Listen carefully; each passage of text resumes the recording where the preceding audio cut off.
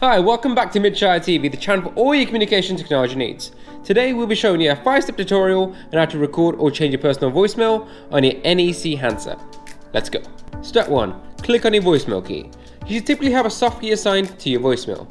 These soft keys can be located on the right hand side of your screen. Step 2. Enter your voicemail passcode.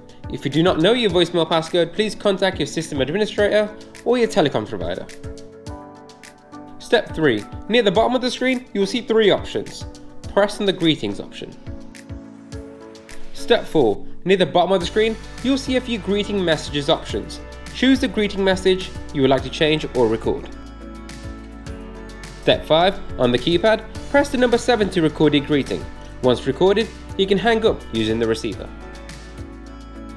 Thank you for watching, guys. If you did find this video helpful, please make sure to subscribe and hit that like button, and if you require further assistance, please contact our team on 08000 322 322. Thank you so much, guys, and just remember, we are the business communication experts.